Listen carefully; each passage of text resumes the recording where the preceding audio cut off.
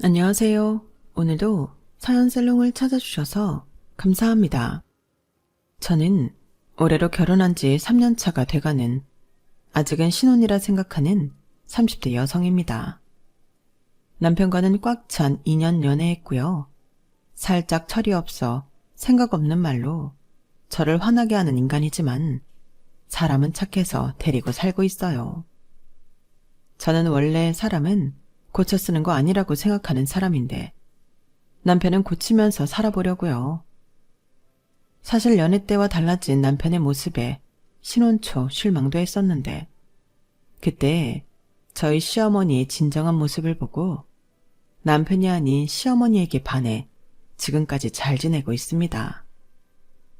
솔직히 많은 채널에서 사연 이야기를 들으면 시어머니 때문에 마음고생, 몸고생하는 며느리가 참 많잖아요. 그런데 저는 그의 반대인 시어머니를 만나 받아본 적 없는 엄마의 사랑까지 받고 있으니 이런 사연은 널리 소개해야 맞다는 생각에 난생 처음 사연이라는 걸 보내봅니다. 저처럼 남편보다 시어머니를 더 좋아하는 며느리가 또 있는지 계신다면 반갑게 댓글 달아주세요. 그럼 제 본격적인 사연을 시작해 보겠습니다. 부디 끝까지 재미있게 들어주세요. 저와 남편은 같은 회사 입사 동기였어요. 나이는 3살 차이가 나는데 남편이 저보다 오빠였죠. 그리고 인턴 기간부터 입사까지 함께 해오면서 동기다 보니 정이 들어버렸는데 정식 입사 후엔 근무하는 부서가 달라졌지만 저랑 남편은 밥도 같이 먹고 고민 상담도 하고 서로 많이 의지하며 지냈어요. 남녀가 그렇게 의지하며 시간을 보냈으니 이성적인 감정이 싹 트는 것은 어쩌면 당연한 일이었고 누가 먼저라고 할 것도 없이 서로에게 끌려 저희는 비밀 연애를 시작했는데 말이 비밀 연애지 나중엔 저희 둘만 모르고 저희 주변 사람들은 전부 알고 있었더라고요. 티를 좀 냈어야지. 아니 그 정도면 그냥 대놓고 우리 사겨요 하는 거 아니야? 어디 겁도 없이 신입들이 눈이 맞아서는. 아 대리님, 저희는 숨긴다고 숨긴 건데 죄송해요. 어쭈, 죄송하긴 뭐가 죄송해? 다 큰 어른이 누굴 만나든 자유지. 다만 남자친구 없고 언제 마지막으로 키스했는지 기억도 안 나는 나를 위해서는 좀 조심해줘. 아님 좋은 남자 있으면 소개를 해주던가. 참고로 나 연하 좋아한다? 네? 아, 열심히 찾아보겠습니다. 농담이야. 축하한다고. 누가 보면 내가 질투해서 엄청 뭐라고 하는 줄 알겠네. 같은 부서 아니니 크게 걱정은 하지 않겠지만 일에는 시장 주면 안 된다. 내 스타일 알지? 우리 과장님 부장님 다 놓쳐놔라. 얄짤없다. 당연하죠. 일은 일, 연애는 연애. 잘 알고 있습니다. 조심할게요. 그래, 우리 임사원은 알아서 잘하겠지. 근데 지사원은 좀 조심시켜야겠더라. 아주 입이 귀에 걸려서 티 완전 나. 내 정보통에 의하면 지사원 핸드폰 배경화면이 임사원 셀카라고 하던데? 네? 진짜 저는 철저히 조심한다고 조심했는데 줄줄 새고 있는 바가지는 따로 있었어요. 그리고 그날 저녁 남자친구였던 남편의 핸드폰을 바로 확인했는데 정말 제 사진이 대문짝만하게 있더군요. 저는 화들짝 놀라서 이렇게 하면 어떡하냐고 회사에 소문 다 났다고 책임지라고 했는데요. 그때 남편은 한박 웃음을 지으며 언제든 자기는 저를 책임질 준비가 되어 있다고 했어요. 그냥 제가 너무 좋으니까 나사 하나가 빠져 있더라고요. 물론 제가 너무 좋아서 미치겠다는 이 남자가 저 역시 너무 좋았지만 회사 입사한 지 3개월도 되지 않아 제 존재감을 공개 연애로 알리게 되어 민망할 따름이었어요. 그래서 조금이라도 실수하지 않고 능력을 인정받겠다는 일념으로 일도 엄청 열심히 했는데요. 다행히 저는 기회를 잘 잡아 입사 동기 중에 가장 빠른 승진을 하는 영광의 주인공이 될 수 있었어요. 저희 회사가 철저히 능력평가 시스템이었거든요. 그 점이 마음에 들어 입사를 하게 된 거였는데 그만큼 능력이 없다고 판단되면 가차없이 해고하기로도 유명했어요. 이쯤 얘기하면 저희 업계 사람들은 저희 회사가 어떤 회사인지 알 정도로 저희 회사가 꽤 유명한데 저는 그 점이 좋았어요. 능력만 있으면 어떤 사람도 눈치 보지 않고 자유롭게 일할 수 있으니까요. 그런데 남편의 입장에서는 그 점이 그다지 메리트가 아니었는데요. 남편은 저에 비해 승진하고 싶은 욕심도 없고 소위 말하는 워라밸을 중요하게 생각하는 사람이라 연봉도 미미하게 올랐는데 그게 연차가 쌓이다 보니 제 연봉이랑 남편 연봉이 차이가 나기 시작했어요. 같이 인턴으로 시작해서 신입으로 입사했는데 점점 우리 둘의 입지와 연봉 차이가 나게 된 거죠. 다행히 남편이 그런 점에 열등감을 느끼고 스트레스를 받는 사람이 아니라서 큰 문제는 없었지만 남 말하는 걸 좋아하는 사람들에겐 저희 커플이 이야기 소재로 딱이었어요.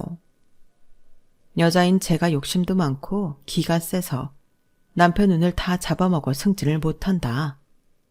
남편이 일 잘하는 와이프 이용해 편히 살고 싶어 저를 만난 거다 등등. 자기들끼리 모래성을 쌓았다 부셨다. 저희를 가만두지 않았는데 그게 흘러 제 귀에 들어왔다는 게 문제였어요. 저랑 남편은 정말이지 아무 문제도 없는데 꼭 우리가 문제가 있길 바라는 사람들 같더라고요. 그때는 일 때문이 아니라 일이랑 상관없는 사람들 때문에 스트레스 받기도 했는데 남편은 저에게 이렇게 말했어요. 신경 쓰지 마. 자기는 왜 쓸데없이 그런 일로 소중한 에너지를 써? 어떻게 신경을 안 써? 회사에 가면 보는 사람들이고 얘기가 다 들려오는데. 자기한테 그 얘기 전달하는 사람도 이상한 사람이야. 안 들으면 모를 일을 굳이 왜 알려주는 건데? 그리고 중요한 건 나랑 자기가 아무렇지 않다는 거잖아. 난 정말 신경 1도 안 쓰는데. 자기는 소문처럼 내가 자기보다 연봉이 낮아서 싫어? 내 매력이 막 반감되고 그래? 누가 그렇대. 그거야 자기 할 탓이지. 그니까 나도 상관없거든. 자기는 일을 좋아하는 일 중독자지만 나는 내 생활을 유지할 돈만 있으면 만족해. 그럼 된 거 아니야? 우리가 아무렇지 않다는데 어쩌라고. 그냥 지들이 우리가 부러워서 그러나 보다. 측은하게 생각하고 넘겨. 인생이 얼마나 심심하면 저런 쓸데없는 일로 시간을 낭비하겠어. 나는 그렇게 생각해. 자기는 속편해서 좋겠다. 근데 이건 성격 차이잖아. 자기는 자기랑 상관없으면 신경 꺼버리지만 나는 그게 안 된다고.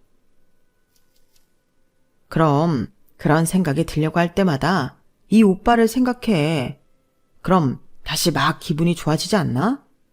난 그런데 우울하고 짜증나고 그러면 핸드폰 열어서 내 여자친구 얼굴 한번 보고 이따 저녁엔 같이 뭘 먹을까 고민하고 그럼 그런 기분이 싹 사라지더라. 자기도 한번 해봐봐. 그런 의미로 자기 핸드폰에 내 사진이 뭐가 있나 한번 볼까? 이왕이면 잘 나온 사진이 있으면 효과가 더 좋거든. 이렇듯 제 남편은 누가 보면 속도 없이 허허거리는 사람이라고 생각할지 몰라도 사람 자체가 좋은 사람이었어요. 이왕이면 좋은 걸 많이 봐주고 싸우기보다 조용히 멀어지는 그런 사람인데 제가 볼 땐 남편은 자존감이 높은 사람이었어요. 저는 남들에게 인정받으려 아둥바둥 살지만 남편은 그렇지 않았거든요.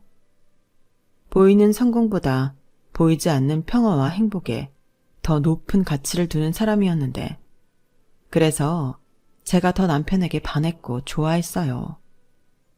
물론 싸울 때도 있었지만 그때도 조용히 제가 이성적으로 생각할 수 있을 때를 기다려 제 기분 상하지 않게 문제를 수습했는데 그때부터 생각했죠.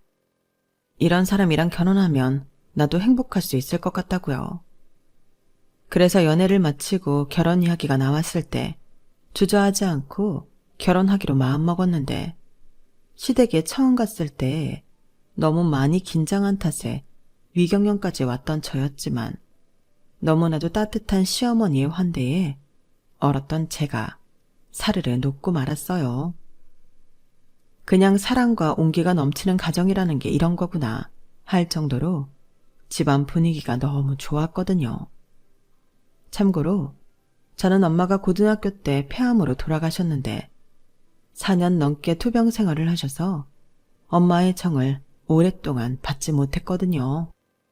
아빠와 할머니가 사랑과 정성으로 엄마의 빈자리를 채워주셨지만 다 채워지지 않는 뭔가가 있었어요. 다른 친구들은 모두 엄마가 있는데 나만 엄마가 없는 그런 기분이 늘 저를 슬프게 했죠.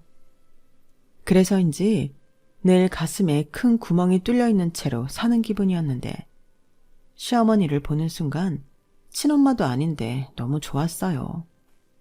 거짓말 조금 보태서 남편을 보고 끌렸던 마음보다 더 컸는데 연신 제 얼굴을 사랑스럽다는 듯 바라보는 그 눈빛과 제 손을 연신 잡고 계셨던 그 온기가 제 안의 구멍을 조금씩 채워주고 있는 기분이었어요. 그래서 시댁에 인사를 다녀온 뒤로는 이 남자랑 하루빨리 결혼하고 싶다고 생각했고 최대한 서둘러 결혼식을 올렸는데요. 그것 때문에 회사에서는 또 속도 위반이니 별의별 소문이 돌았을 정도였죠. 하지만 저는 순수하게 남편과 빨리 결혼하고 싶은 마음이었고 시댁에서도 예단 같은 건 필요 없다며 저희 결혼하는데 5천만 원을 보태주셨는데 저희 친정에서도 똑같이 5천만 원을 맞춰주셔서 저희 돈을 합쳐 대출 조금 끼고 작은 평수 아파트를 매매했는데요. 혼수도 그렇고 다른 것들에는 크게 욕심내지 않고 결혼식을 준비하니 다른 예비 부부처럼 싸울 일도 없었어요. 그리고 시어머니가 제가 친정엄마가 없다 보니 이것저것 챙겨주시려 신경을 많이 써주셨는데 저희 가족들 모두 감동을 받았었죠. 그만큼 시댁, 특히 시어머님이 너무 좋으신 분이셨는데 저희 할머니가 저희 시어머니 손을 꼭 잡고 야가 참 딱 하나입니다. 부족한 게 많이 있겠지만 예쁘게 봐주이소. 그럼 자도 고마워서 시애미한테도 참 잘할 깁니다. 사돈을 보니 인자 내 마음이 놓이요. 인자는 내일 아침에 저승사자가 가자고 해도 내 아무런 미련이 없소. 우리 손녀 잘 부탁합니다. 이렇게 말씀하셨어요. 그 모습에 제가 눈물이 터졌는데 옆을 보니 남편이 더 펑펑 울고 있더라고요.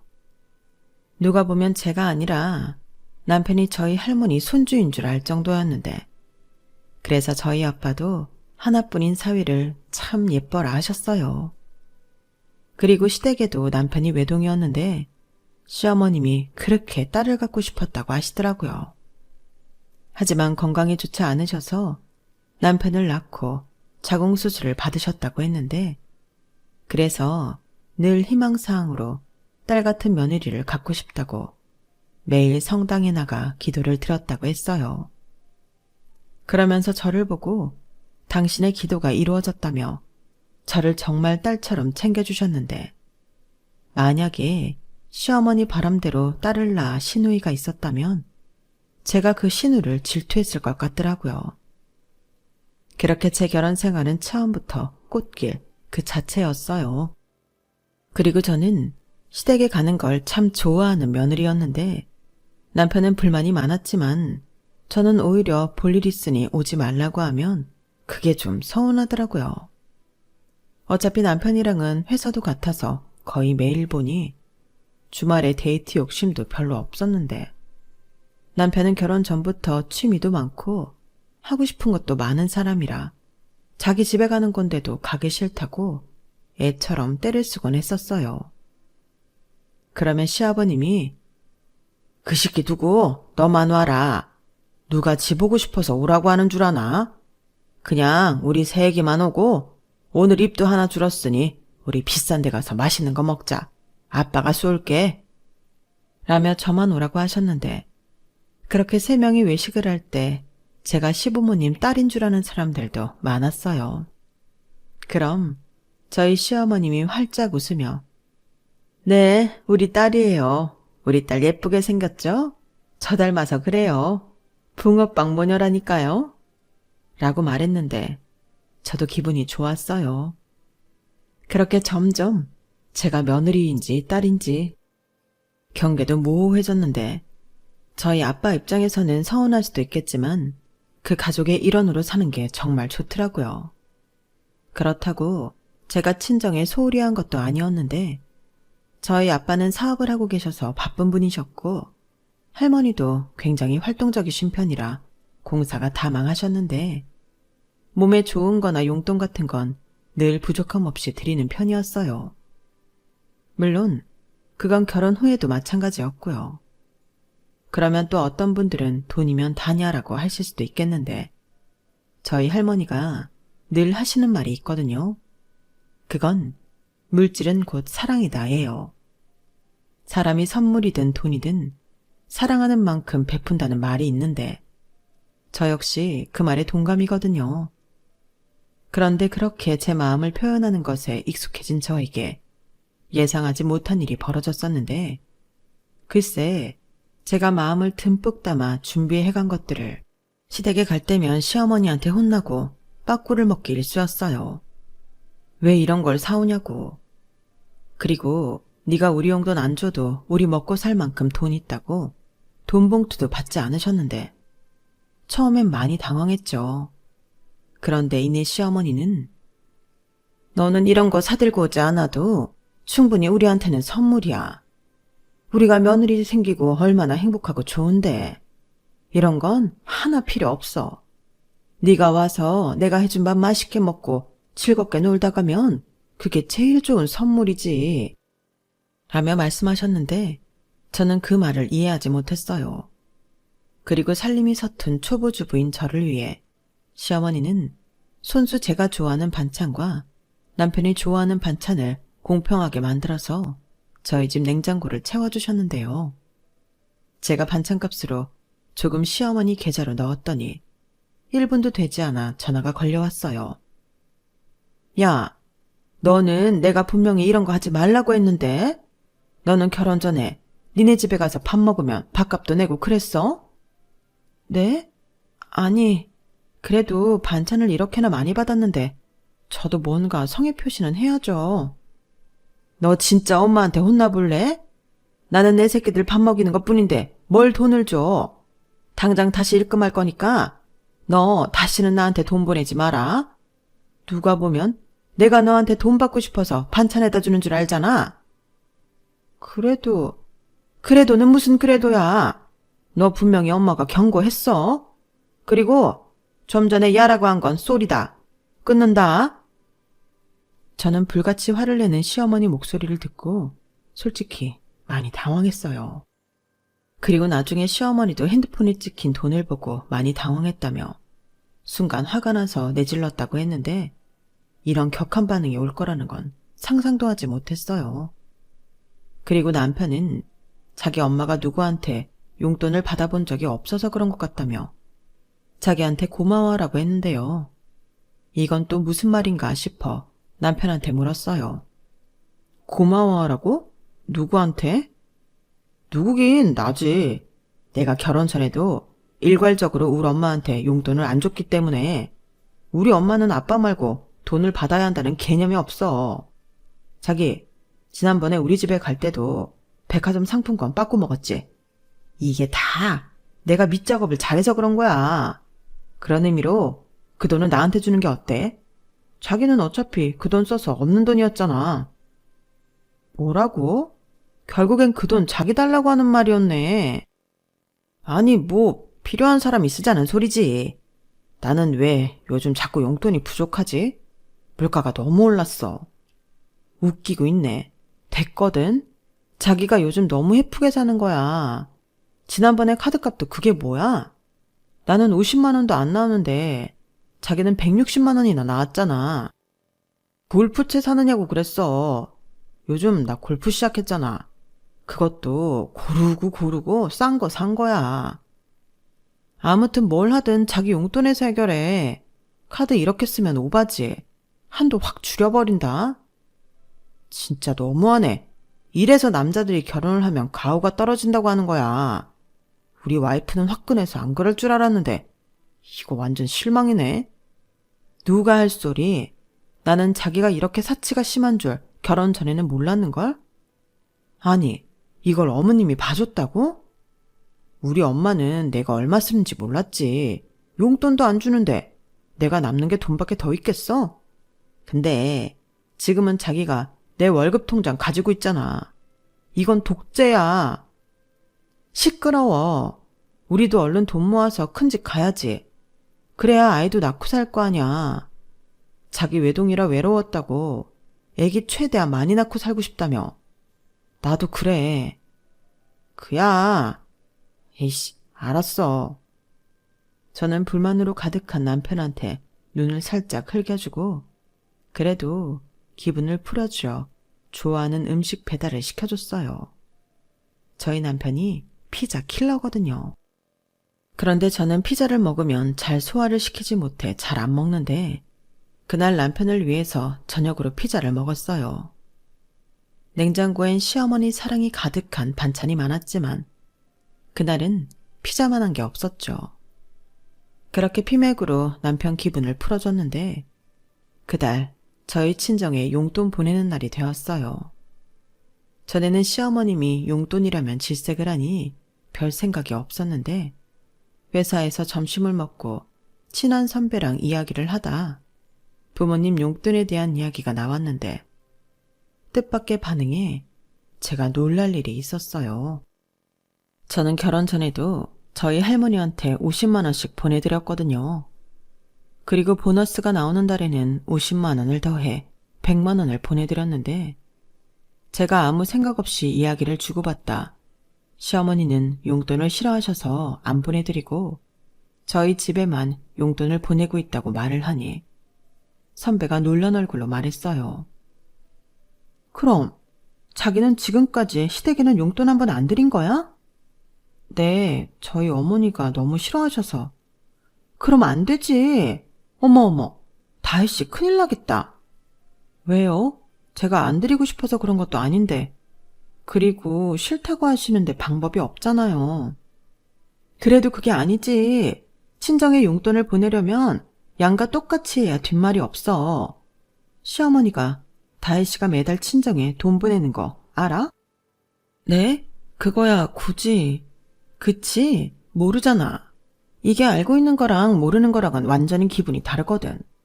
그러지 말고 시어머니한테 나는 매달 친정에 얼마씩 드리고 있다. 똑같이 드리고 싶다. 이렇게 말씀드려봐. 그때도 싫다고 하시면 그땐 자기 말처럼 괜찮은 거지 뭐. 아, 그런 거예요? 저는 선배의 말을 듣고 그날 저녁 바로 시어머니에게 전화를 드렸어요. 그리고 어떻게 말을 시작할까 고민하다 그냥 솔직하게 이야기를 들었는데 시어머니가 깊게 한숨을 내쉬더라고요. 마치 이런 것도 내가 알려줘야 하는 거냐 그런 느낌이었는데 시어머니는 또 불같이 화를 내며 자기는 자식들한테 돈 같은 건 받고 싶지 않다고 목소리에 힘을 줘서 얘기했어요. 너는 왜 내 아들보다 머리도 좋으면서 엄마 말을 못 알아듣니? 내가 언제 돈 없다고 했어? 막말로 너도 돈을 버는데 네가 벌어서 네 친정할머니 용돈 드리는 걸 왜 내가 간섭을 하니? 물론 나도 네 아빠 퇴직하고 돈 궁하면 그래 사람 마음은 어떨지 모르니 그때는 바랄지도 모르지. 근데 지금은 내가 몇 번이고 싫다고 했잖아. 너 괜찮다 하는 거랑 싫다고 하는 건 구별할 수 있지? 내가 아직까지는 니들 돈에 의지하고 싶지 않아서 그런 거야. 너한테 그런 얘기하는 그 선배도 무슨 뜻으로 너한테 얘기했는지는 짐작이 되는데 나는 분명 아니라고 했잖아. 죄송해요. 근데 솔직히 좀 어려워요. 저는 어머님한테 계속 받기만 하고 너무 감사한 일 투성인데 뭔가 보여지게 표현할 수가 없으니까 답답했거든요. 그리고 주변에서 다들 용돈 싫어하는 부모님은 없다고 하니까. 으이그, 너는 그 이쁜 입도 따 뭐하니? 왜 표현을 못해? 너 방금도 했잖아. 감사한 일투성이라고. 넌 그저 입으로 나한테 립서비스 하면 돼. 얼마나 듣기 좋니? 내가 그 말 들으려고 그렇게 반찬해서 갖다 주는 거야. 너무 맛있어요. 감사해요. 잘 먹었어요. 다음에 또 해주세요. 얼마나 많은데? 나는 그깟 돈보다 그런 말이 더 좋아. 이젠 알겠니? 네, 이젠 정말 잘 알겠어요. 그리고 너무너무 감사합니다. 어머님이 제 시어머니라서 진짜 다행이에요. 어머, 어쩜. 하나를 알려주니까 열을 하네. 그래, 나도 네가 내 며느리라 너무 좋다. 그럼 너 피곤할 테니 이만 전화 끊자. 수고해라, 우리 딸 같은 며느님. 어때요? 저희 시어머니 진짜 너무 좋으신 분인 것 같지 않나요? 저는 시어머니들은 전부 며느리를 어떻게든 괴롭히고 부려먹으려고 하는 사람들인 줄 알았어요. 그런데 정말로 만난 제 시어머니는 그것과 다르게 천사가 따로 없다 하는 그런 분이셨고, 저는 그저 립서비스가 아닌 정말 감사한 마음으로 시부모님에게 잘할 수밖에 없는 며느리가 되었는데요. 문제는 엉뚱한 곳에서 어이없게 터졌어요. 전부터 물가가 어쩌고 하면서 슬쩍 용돈이 부족하다고 말하던 남편이 어느 날부터는 계속 용돈이 너무 부족하다고 대놓고 자기 용돈을 100만 원으로 해달라고 했는데, 참고로 저희 남편 용돈은 당시 50만 원이었어요. 물론 그게 많다고는 할 수 없겠지만 비상용 신용카드도 있고 점심이나 저녁 같은 경우는 회사 법인카드로 결제가 가능해서 흡연도 하지 않는 남편인지라 그 안에서 취미활동하는 비용을 잘 쓰면 된다고 생각했는데, 그게 아니라고 2배인 100만 원을 주장했어요. 하지만 저는 남편한테 그렇게 용돈을 줄 수는 없었는데, 어머님이 용돈 얘기하지 말라고 하셔서 50만 원짜리 정기적금을 추가로 들었거든요. 거기에 변동금리인 대출금까지 있으니 어떻게든 절약하며 지내고 싶었는데, 저 같은 경우는 용돈이라고 할 것도 없었거든요. 그냥 저희 생활비를 책정한 200만 원에서 필요하면 기초 화장품이나 사고 거의 대중교통 이용한 데만 쓰는 카드값 내는 것이 다였는데, 어쩌다 친구들 만나 밥 먹는 것 빼고는 쓰는 돈이 없었어요. 취미 부자인 남편과 다르게 저는 TV 드라마 보고 유튜브 보는 게 취미라면 취미라 돈 한 푼 들지 않았거든요. 그래서 제 입장에서는 지금도 충분하다, 미래를 위해서 자기도 참아라 라고 말할 수 있었는데, 참, 사람들 입이 무섭다고 제가 친정에 50만 원씩 용돈을 보내고 있다는 사실을 어찌하다 남편이 들었더라고요. 물론 이야기를 편하게 하면서 비밀이라고 하진 않았지만 그 말이 돌았다는 사실도 저는 충격적이었는데, 저랑 이야기를 나눴던 선배도 말하면 안 되는 거였냐며 자기는 단지 친정에 용돈 주고 있다는 사실을 알고도 시어머님이 용돈은 필요 없다고 말한 게 너무 레전드라 그 이야기를 하다가 나왔다며 미안하다고 하더라고요. 하지만 이미 물은 엎어졌고 남편이 어떻게 시댁에도 주지 않은 용돈을 친정에만 줄 수 있냐고 처음으로 서운한 티를 냈는데, 저한테 서운하다 못해 실망했다고 하더군요. 자기 엄마가 그렇게 딸처럼 아껴주고 반찬도 자주 해다 주는데 어떻게 그럴 수 있냐고 친정 용돈을 끊으라고 했어요. 뭐? 우리 할머니한테 드리는 돈을 이제 주지 말라고? 그렇잖아. 시집 갔으면 출가 외인이고 우리 엄마도 안 받는 용돈을 왜 할머님이 받아? 장인어른 있잖아. 손녀한테 용돈을 받는 할머니가 어딨어? 그리고 할머니 연금도 나오고 나름 부자 아니야? 그거랑 무슨 상관이야. 나는 결혼 전에도 우리 할머니한테 용돈 보냈고 나 이만큼 키워줬으니까 내 힘 닿는 데까지 계속 드리고 싶어. 그리고 어머님한테도 말씀드렸고, 어머니가 원하시면 똑같이 드릴 생각이었다고. 그래서 우리 엄마가 안 받겠다고 했으니 상관없다? 그래, 어머님이 괜찮다고 하면 된 거 아니야? 이야, 진짜 너무한다. 우리 엄마는 자기가 이렇게 자기 친정만 챙기는 걸 알면 얼마나 서운할까? 남편은 저런 식으로 계속해서 저를 이기적이고 나쁜 며느리로 내몰았어요. 그 말을 듣는데 저도 기분이 나빴고, 남편은 무조건 똑같이 하라며 똑같이 하는 것도 자기 입장에서는 많이 양보한 거라고 했는데, 그땐 저도 화가 나서 목소리를 키우고 싸웠어요. 양보를 했다고? 자기가 뭘 양보해? 친정이랑 시댁이 똑하냐? 자기 아까 분명히 그랬지? 우리 엄마가 원하면 똑같이 드릴 생각이었다고. 그것부터가 잘못됐지. 자기 할머니한테 50만 원 보내는 거면 우리 집엔 못해도 70이나 80만 원은 보내야 하는 거 아니야? 뭐라고? 내일 회사 가면 물어봐. 아마 다들 시댁을 더 챙긴다고 할걸? 언제는 자기가 결혼 전부터 용돈 안 드려서 괜찮다며. 내가 언제 그랬어. 괜찮다고는 안 했어. 그리고 나는 자기가 나 몰래 할머님한테 용돈 드리고 있는 줄 몰랐잖아. 내가 그렇게 용돈 부족하다고 올려달라고 하는데도 무시했으면서. 말 다 했어? 내가 우리 할머니한테 자기 몰래 용돈을 드렸다고? 왜 말을 그렇게 해? 좋아. 그럼 말 나온 김에 제대로 따져보자. 내 월급 420만 원이거든? 자기 월급 얼마인지 알지? 290만 원. 그럼 내가 더 버는데 이 집에서 나보다 못 버는 자기가 돈 더 많이 써. 그럼 이건 공평한 거야? 왜 내가 더 버는데 자기는 왜 생활비 똑같이 내? 거기에 용돈까지?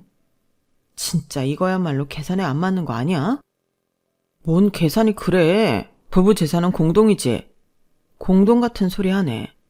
버는 만큼 쓰는 게 공평하지. 그럼 다음 달부터 자기 용돈은 20만 원이야. 그리고 30만 원은 어머니한테 드릴게.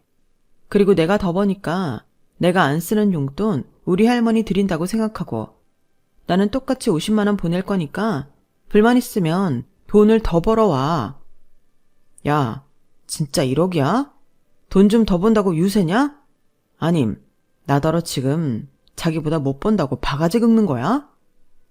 시작은 자기가 먼저 했어. 그러게, 왜 가만히 있는 사람을 건드려? 뭐가 맞는지 따져보자며. 저희는 그날 결혼하고 처음으로 부부싸움이라는 걸 했어요. 그것도 생각보다 크게 했는데, 제가 남편을 너무 과대평가했는지 마음이 너무 좋지 않더라고요.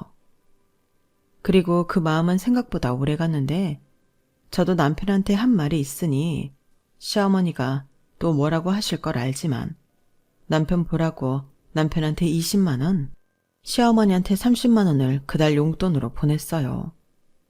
그러자 정말로 화가 난 시어머니가 전화가 아닌 퇴근 시간에 맞춰서 저희 집에 그 돈을 인출해서 찾아오셨는데요. 얼마나 화가 나셨는지 무서웠어요.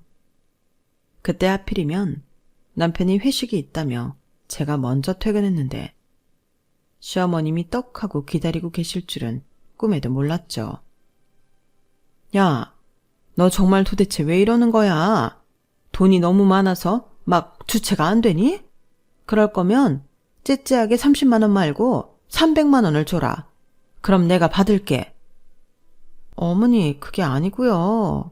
아니긴 뭐가 아니야. 너 자꾸 이러는 이유가 뭐니? 너 나 시험하는 거야? 어머니, 제 말 좀 들어주세요. 저도 이렇게까진 하고 싶지 않았어요. 그런데 어머니 아들 때문에 어쩔 수 없었다고요. 저는 화가 나서 씩씩거리는 어머니 앞에서 최대한 자세하게 상황을 설명해 드렸어요. 할머니가 언제까지 살아계실지 모르지만 저는 감사한 마음을 이렇게 표현하고 싶고, 남편은 그걸 잘못됐다고 말하니 너무 답답하고 나중에 눈물까지 나왔는데, 어머님이 입술을 잘근잘근 씹으시더니 잠시 뒤 저에게 얼음을 넣은 냉수와 고무줄 바지 하나를 가져오라고 하시더군요. 그래서 저는 얼음물과 고무줄 바지의 상관관계도 알지 못한 채 시어머님이 시키는 대로 했는데요. 그 뒤 시어머니는 남편에게 전화를 걸어 30분 이내로 집에 튀어오라고 통보하셨어요. 딱 그렇게만 말하고 전화를 끊으셨는데 제가 가져온 고무줄 바지를 가지고 화장실로 들어가셨어요. 그리고 입고 오신 치마를 벗고 제 바지로 갈아입은 시어머니는 얼음물을 벌컥벌컥 드시더니 얼음을 입안에 가득 넣고 아그작 씹어 드시기 시작했는데 놀라운 일은 그 다음부터였죠. 갑자기 시어머님이 몸을 풀기 시작하더라고요. 스트레칭 같은 걸 하셨는데 딱 봐도 당신 아들이랑 한판 붙을 기세였어요.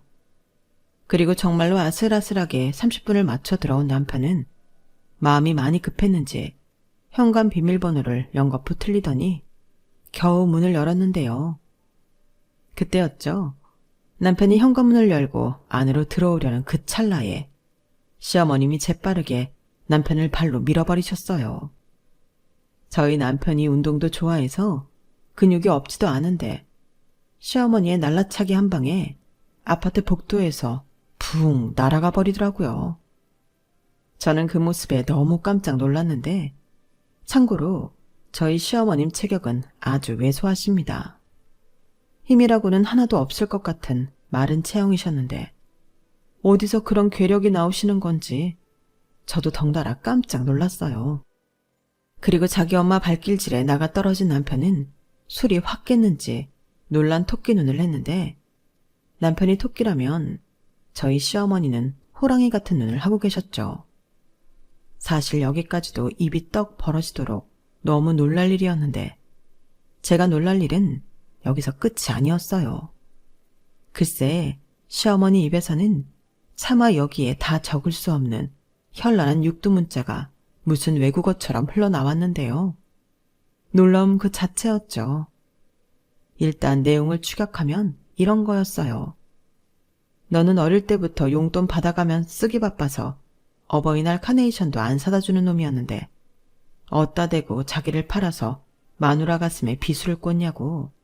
너 같은 건 내가 장가를 보내지 말고 평생 끼고 살다 폐기 처분했어야 했는데 자기가 잘못했다며 저를 위해서라도 이혼이 답인 것 같다며 가정법원도 저희 셋이 다 같이 가자고 하셨는데요. 그러시면서 저희가 이혼 도장 찍으면 남편은 알아서 멋대로 살고 저는 며느리가 아닌 당신의 수양딸로 지금처럼 살자고 하시더라고요. 그 말이 왜 그렇게 저한테는 감동이었는지. 제 앞에 씩씩거리고 서 계신 시어머니가 정말 제 엄마 같았는데 왜 무조건 내 편을 들어주는 그런 엄마 있잖아요. 딱 그 느낌이 들었어요. 그런데 이 인간이 술을 먹어 간이 배 밖에 나왔는지 어떻게 아들한테 그런 말을 할 수 있냐며 대들었는데 그렇게 대들다 시어머님이 신고 오신 슬리퍼로 등짝을 연신 두들겨 맞았죠. 저에게는 다혜 너는 저 뒤로 빠져 있어. 위험하다. 라고 세상 친절하게 말씀하셨는데 누가 보면 시어머니가 아니라 정말 친정엄마인 줄 알았을 거예요. 그 뒤 시어머니의 맹렬한 잔소리가 폭풍처럼 쏟아지기 시작했는데 남편도 기세가 만만치는 않았어요. 너는 어릴 때부터 꼭 맞아야 말을 들었지? 이제 장가도 가고 그래서 대접 좀 해주려고 했더니 이게 끝까지 나를 우악스러운 사람을 만드네. 그래, 오늘 아주 너랑 나랑 끝장을 보자. 네가 감히 내 며느리 속을 뒤집어 놨겠다? 너 이놈의 새끼, 이리 와. 너 내가 아주 오늘 확실하게 AS 해버릴 테니까. 엄마는 내 엄마야. 아니, 지금 번지수가 틀린 거 모르겠어? 나는 엄마도 다혜 할머니처럼 용돈 받으라고 대신 싸워준 거라고. 용돈 같은 소리 하네. 언제 네가 나 양말 한 짝이라도 사다 준 적 있어? 없지. 근데 이젠 며느리도 있으니까. 그 입 닥쳐? 지가 할 것도 아니면서 어디서 주둥이를 나불거려? 내가 니놈 속을 모를 것 같냐? 엄마가 너 어릴 때부터 말했지? 넌 꿍꿍이가 너무 잘 보이는 인간이니까 평생 정직하게 살라고. 내가 어디 네 놈의 속을 맞춰봐? 엄마가 용돈 안 받는다고 하니까 옳거니 하고 그 돈 네가 용돈으로 받고 싶었잖아. 어디서 나를 팔아? 남편은 자기 엄마 말에 전곡을 찔린 듯 꿀먹은 벙어리가 됐어요. 저 역시 그 얕은 수를 몰랐던 건 아니었는데 엉뚱하게 친정 용돈을 끊으라는 말을 들으니 저도 이성을 잃고 감정적으로 대응하게 되었던 거였어요. 그리고 시어머니는 여기서 이럴 것이 아니라며 저는 나오지 말라고 하시고는 남편을 질질 끌고 아파트 단지 놀이터로 향했는데 제가 말릴 새도 없었어요. 그 후 밤에 시어머니 목소리만 저 멀리서 아련하게 들려왔는데 물론 그때도 아주 무시무시한 단어들이 많이 등장했었죠. 그렇게 자기 엄마의 사랑의 응징 AS를 받고 들어온 남편은 기가 팍 죽어 저한테 미안하다고 했는데 얌전히 씻고 잠이 들었어요. 그리고 다음날 아침 대바람부터 시어머니한테 연락이 왔는데 걔가 들어가서 사과했니? 내가 얌전히 들어가서 사과하고 발 닦고 자라고 했는데? 라고 물어보시더라고요. 그 말을 듣는데 왜 웃음이 나오는 건지 새삼스레 남편이 귀엽더라고요. 자기 엄마한테 혼나고 말을 저렇게나 잘 듣는 아들이 되어 돌아왔으니 너무 귀여운 거 있죠? 그리고 시어머니는 다음에도 당신 아들이 말을 안 들으면 언제든지 일러 바치라고 평생 AS 해준다고 하셨는데 정말 감사했죠. 그때 이런 믿음이 하나 생겼어요. 나는 앞으로 시어머니만 믿으면 되겠구나. 이런 생각이 들면서 그날 저녁 남편한테 또다시 사과를 듣고 용돈 문제는 일단락하기로 했는데요. 시어머니가 남편한테 10만 원을 주든 20만 원을 주든 마누라가 주는 대로 받으라고 했답니다. 물론 당신은 용돈 같은 거 받지 않을 거라며 그때 가져오셨던 30만 원도 식탁에 놓고 가셨는데 남편이 좀 짠하고 불쌍해 보여서 용돈은 예전처럼 50만 원 주기로 했어요. 그러자 다행이라고 생각했는지 아이처럼 웃으면서 고맙다고 했는데 그 일로 남편은 저한테 친정이 어쩌고 시댁이 어쩌고 그런 소리는 일절 하지 않는 착한 남편이 되었어요. 나중에 안 사실인데 저희 시어머니가 처녀 시절부터 킥복싱을 하셨다고 했는데요. 남편의 외할아버님이 합기도 관장님이셨대요. 그래서 그 옛날에도 여자도 자기 몸은 자기가 지킬 수 있어야 한다며 단련을 시키셨다고 했는데 그래서인지 그 나이에도 날라차기가 예술이더라고요. 그뿐만이 아니었어요. 아버님 말에 의하면 시어머니는 주로 그런 고급 기술을 당신 아들 잡돌이 할 때 많이 쓰셨다고 했는데 그걸 보고 있으면 아, 나는 말을 잘 들어야겠다 라는 생각을 절로 하게 되었다고 농담처럼 하시더군요. 그러면서 한편으로는 당신 아내의 고급 기술을 다시 볼 수 있는 기회였는데 못 봐서 아쉽다고 하셨는데 남편이 그런 걸 왜 보고 싶냐며 펄쩍 뛰었죠. 아마도 나이를 먹고 자기 마누라 앞에서 망신을 당한 게 내심 자존심이 상한 눈치였어요. 그러게 아무리 부부 사이여도 1000은 넘지 말았어야죠. 안 그런가요? 그리고 그날 이후 남편은 다시 온순한 사람이 되어 저한테 충성하는 모습을 아직까지도 보이고 있는데요. 가끔 사고 싶은 게 있다고 징징거려서 짜증나기도 하지만 그래도 제가 고치면서 살아보려고 합니다. 시어머님이 평생 AS 해주신다고 했지만 제가 고칠 수 있는 건 제가 고치라고요. 뭐 저도 여차하면 시어머니한테 발차기라도 배우려고요. 그리고 무엇보다 너무 멋있고 든든한 시어머니가 계신다는 게 그렇게 의지가 될 수가 없는데 어쩌다 보니 남편이 아닌 시어머니를 믿고 사는 꼴이 되었네요. 좀 웃기죠? 저도 제가 이런 시댁을 만나 이렇게 살 줄은 몰랐어요. 하지만 오히려 좋기만 한데요. 바람이 있다면 시어머님이 낳지 못해 아쉬웠다는 딸을 제가 낳아서 지금보다 더 재미있게 살았으면 좋겠어요. 그리고 남편도 지금은 좀 철이 없지만 아빠가 되면 좀 더 어른이 되지 않을까 싶은 마음인데, 그래서 그전까지는 자유를 많이 누리게 해줄 생각이에요. 이만하면 저희 남편도 저한테 장가 잘 온 거죠. 이래저래 좀 시끄럽긴 했지만 저희 부부는 그래도 천생연분인 걸로 훈훈한 마무리를 해보려 합니다. 그리고 끝으로 부족한 며느리인 저를 딸처럼 아껴주시는 시어머니와 시아버님에게 제 마음이 달아 없어질 만큼 잘해드리고 싶은 마음인데요. 용돈 같은 건 싫다고 하셨으니 추억이라도 많이 만들어드리고 싶어요. 이왕이면 제가 더 많이 벌어서 우리 가족 크루즈 여행도 갔다 오고 싶은데요. 저희 시어머니가 바다를 정말 좋아하시거든요. 거기에 유럽 여행을 가보는 게 꿈이라고 하셨는데 제가 그 꿈을 꼭 이루어 드리려고요. 언제가 될지 모르겠지만 제가 또 한다고 하면 하는 그런 사람이라 너무 늦지 않은 시간에 크루즈 여행 티켓을 끊어볼 생각이에요. 설마 그때도 불처럼 화내시진 않겠죠? 그리고 철은 좀 없지만 귀여운 우리 남편도 그 순수한 마음 잃지 않고 제 옆에서 오래오래 저한테 충성하면서 행복하게 살았으면 좋겠네요. 앞으로 언제가 될지 모르지만 아이가 생기면 또 많은 것이 변하겠죠? 저는 너무 짧게 엄마의 사랑을 받았지만 제 아이한테는 아주 오랫동안 엄마의 사랑을 전해주고 싶은 마음입니다. 덜도 말고 더도 말고 딱 저희 시어머니처럼만 되고 싶은데 저도 할 수 있겠죠? 아직은 부족한 게 많은 며느리지만 시어머니와 꼭 닮은 진짜 딸 같은 며느리가 되고 싶습니다. 꼭 그렇게 되라고 여러분이 많은 응원해 주세요. 그럼 제 이야기를 마무리 지으며 마지막 인사를 드리겠습니다. 항상 건강 잘 챙기시고요.